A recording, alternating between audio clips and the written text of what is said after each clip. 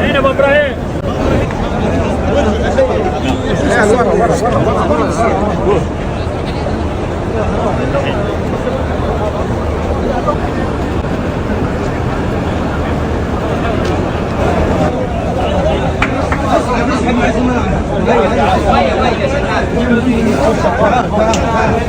أبو إبراهيم يطلعون هنا. كردوك.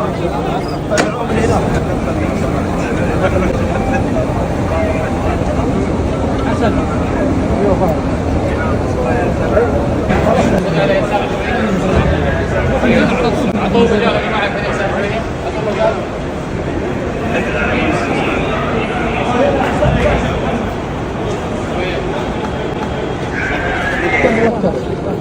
خليكم فوق خليكم فوق اسمع واحد ينزل في المكان واحد ينزل فوق المكان يحضرك اصلا.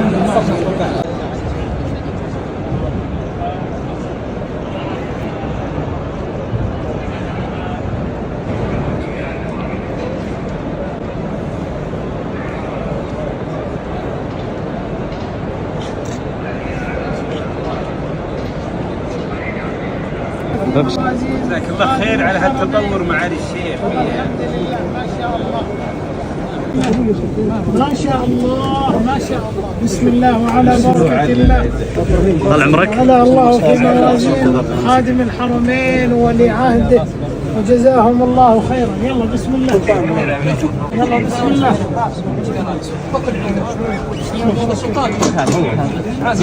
يا شباب ولي عهده الأمين على هذه الرعاية الجليلة والعناية الفائقة بالحرمين الشريفين وبكسوة الكعبة على سبيل الخصوص. هذه الكسوة من خلال هذا المجمع العريق والصرح العملاق تعمل فيها أيدي سعودية وتطرز الكسوة وتعدها لمثل هذا اليوم أبناء المملكة العربية السعودية. وهذه الحقيقة قوة ناعمة تتحقق فيها من خلال هذه الأعمال الجليلة الريادة للمملكة العربية السعودية، وهي تعنى بهذه الكسوة وبخدمة الحرمين الشريفين.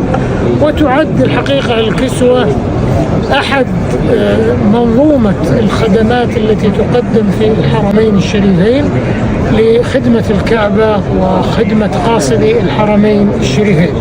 مناسبة إسلامية رمزية عالمية. ديننا دين الاجتماع والرحمة والأمن والسلام. هذه رسالة نقدمها للعالم في التسامح وفي الحوار وفي القيم النبيلة، وأيضا المسلمين في اجتماع كلمتهم والتفافهم حول هذه الكعبة المشرفة، لا سيما في ما يعيشون من تحديات. المملكة العربية السعودية لها الريادة في خدمة الحرمين الشريفين ونصرة قضايا المسلمين في كل مكان. هذا المجمع مفخرة للمملكة العربية.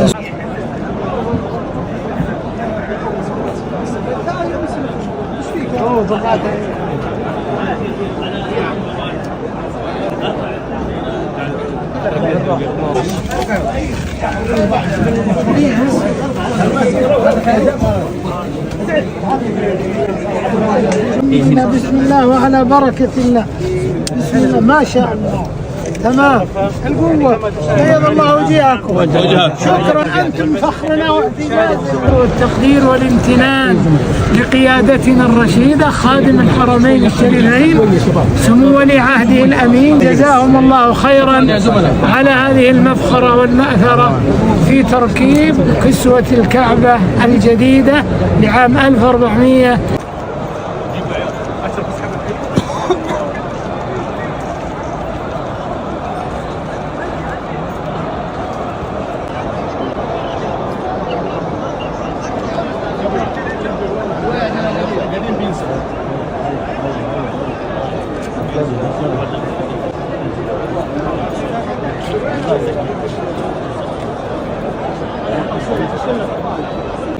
هاي بوك العبارة.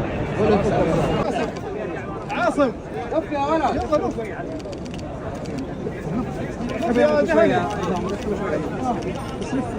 اسحب عليك يا جامع اسحب عليك خلاص خلاص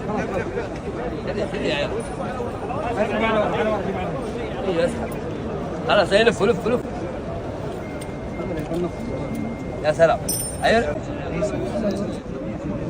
بسم الله.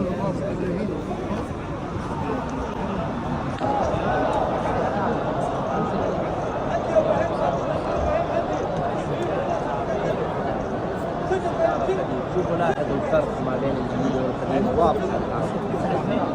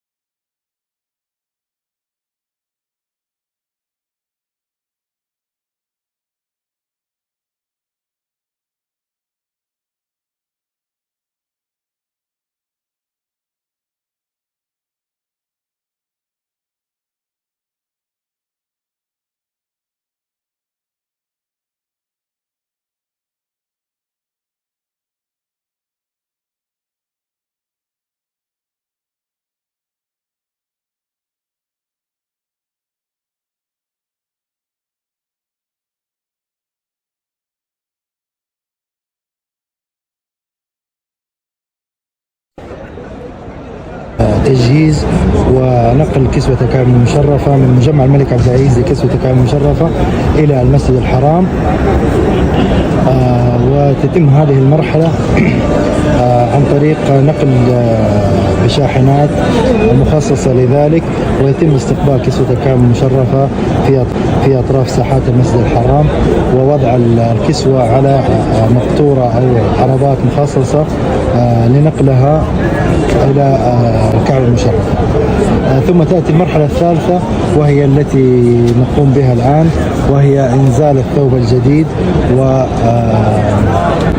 تبديل أو إنزال الكسوة القديمة تزامنا بحيث أنه لما يتداخل الأعمال مع بعض ذلك. ثم يتم خياطة أطراف الكعبة المشرفة، وكذلك تركيب المذهبات وستارة باب الكعبة ووزن الثوب بعد تركيب جميع أجزائه. يتم هذا العمل عن طريق 172 صانع الكوادر البشرية الوطنية المؤهلة لهذا الغرض. يتم استخدام ما يقارب 7 رافعات استعدادا، يعني تتم هذه المرحلة الأخيرة ما يقارب 8 ساعات لظهور كسوة الكعبة في أبهى حلة بعد لباسها بالثوب الجديد.